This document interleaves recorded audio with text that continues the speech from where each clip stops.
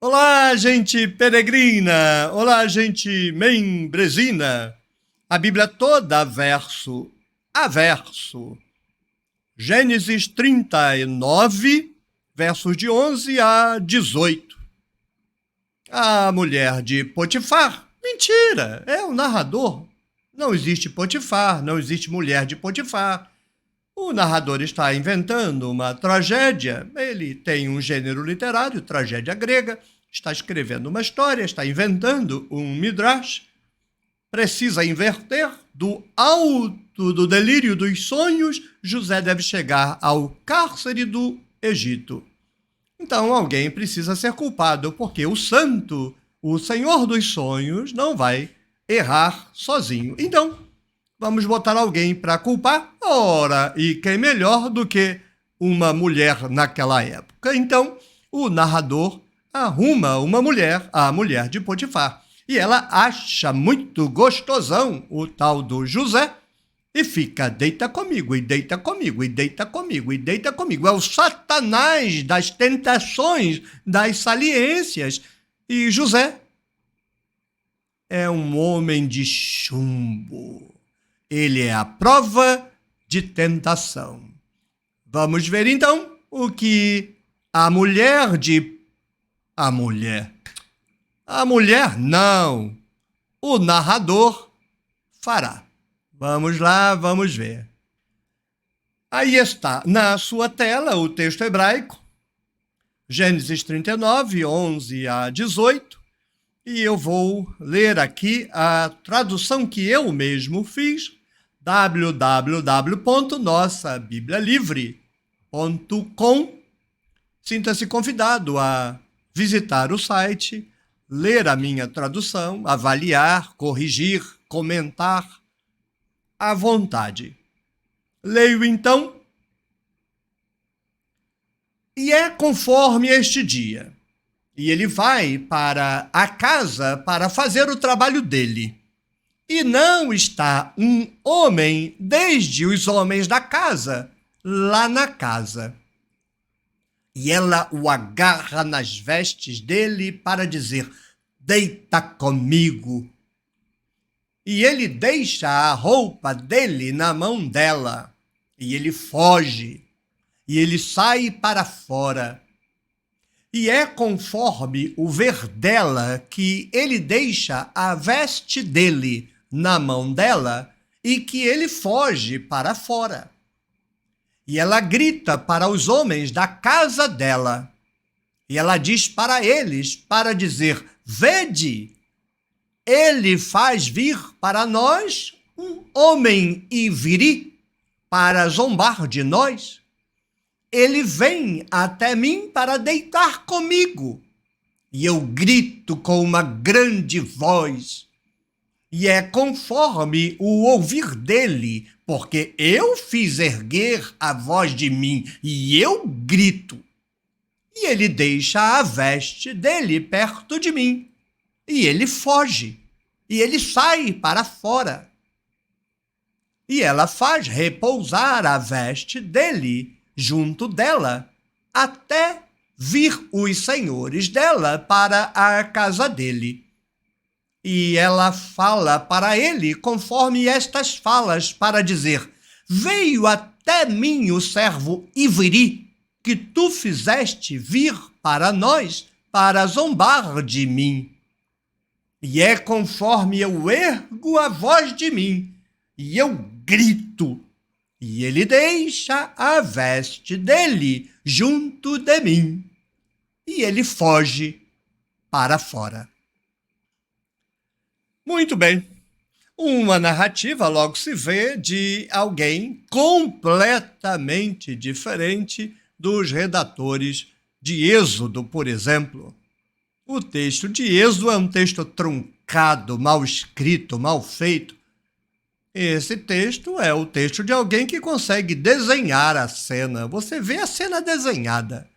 E não é uma questão da tradução. Você fique à vontade de pegar o texto hebraico, pegue Gênesis 39, por exemplo, e compare com Êxodo 27, Êxodo 28. Compare, você vai ver.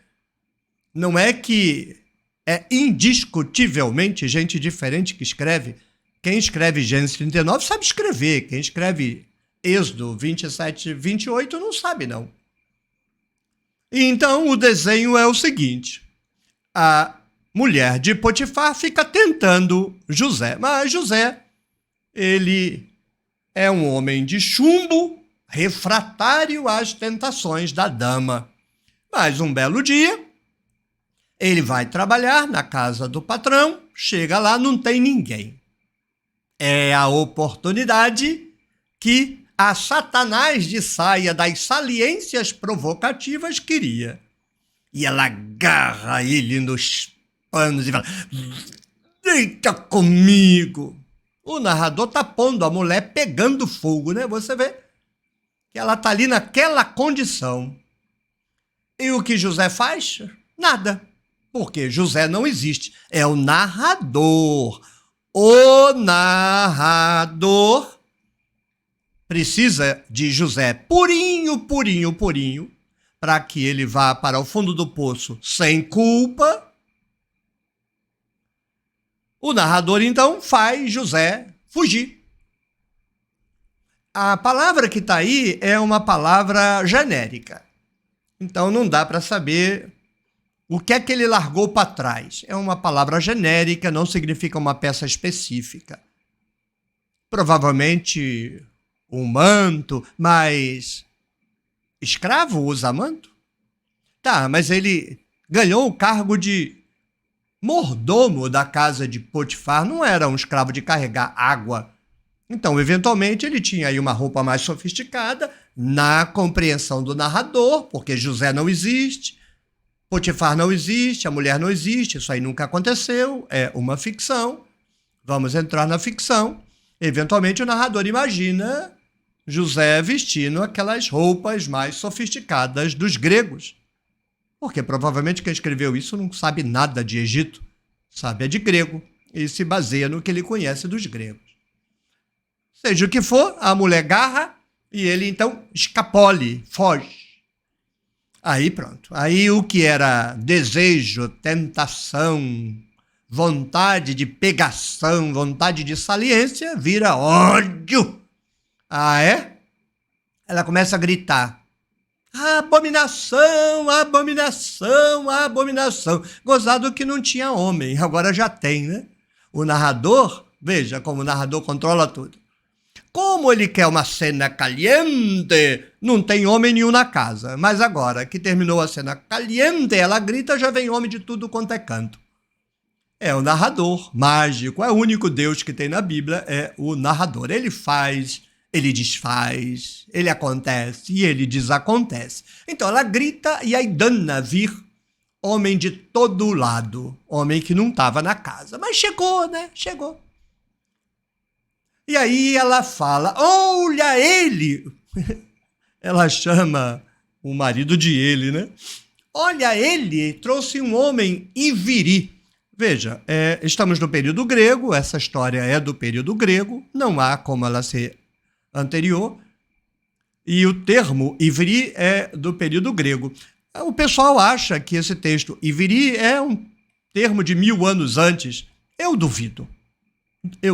Eu faço pouco, eu morro de rir. Não acho que haja uma tradição de iviri antiga. Iviri é o hebreu. É uma tradição inventada, pós-exílica, provavelmente para englobar todo mundo. Aí você pega israelita, judaíta, abramita, enfia tudo dentro de um único termo, iviri, que é uma fraude. Eu acho que iviri é como semita hoje, sabe? Eu fico assim pasmo da ciência usar um termo que é mitológico. Semita vem de Sem. Sem nunca existiu, Adão e Eva é mito. Já passou da hora de não se usar mais esse termo, semitas, ridículo. Para mim, iviri é a mesma coisa, é uma invencionice para enfiar dentro do termo um monte de coisa. E aí você acaba com aquela distinção, né? Israelita, que é uma coisa, abramita, que é outra coisa, judaíta, que é outra, ainda mais diferente, porque pelo menos israelita e abramita são cananeus, mas judaíta é árabe. Aí você inventa um termo, os filhos de Ever, então Iviritas, os filhos de Ever, e aí fica tudo resolvido. Então, é um termo inventado pós-exílico e bastante recente, como é a história de José, inventadinha já lá no período da Septuaginta. Ele fez vir um homem iviri para zombar da gente. E ele veio aqui, me agarrou. E aí eu gritei muito alto. E aí ele ficou com medo porque achou que eu ia ser facinha. E eu sou lá mulher facinha.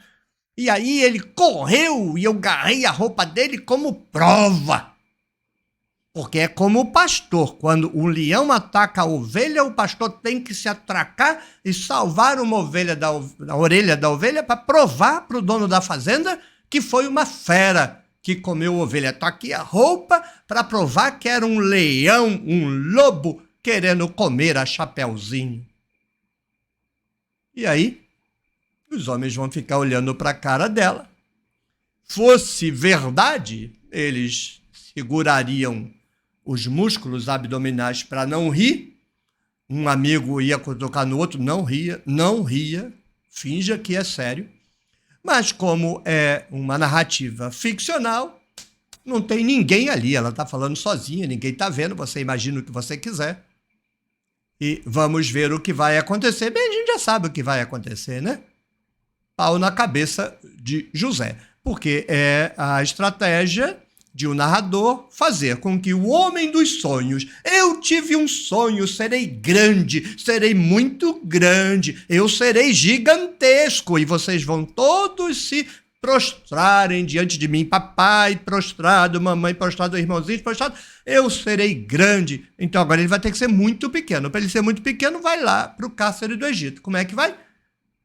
Caiu no enredo de uma mulher fatal. Não. Caiu na estratégia do narrador. Só do narrador, de ninguém mais do que o narrador. Pobre José? Não, José não existe. É uma história como outra qualquer. É como um episódio de qualquer seriado de Netflix, nem mais nem menos. A única diferença é que ninguém vai pegar o seriado de Netflix e fazer uma narrativa de Jesus baseado no episódio. Agora, a história de José, vejam vocês, não é que vai virar base para a cristologia? Se você gostou, clique no joinha, deixe o seu comentário, compartilhe o vídeo com a sua rede de contatos, torne-se membro do Clube de Membros da Tenda do Necromante e apoie o meu projeto de tradução da Bíblia, www.nossabiblialivre.com. Tchau, tchau, até o próximo vídeo, até a próxima rodada de café.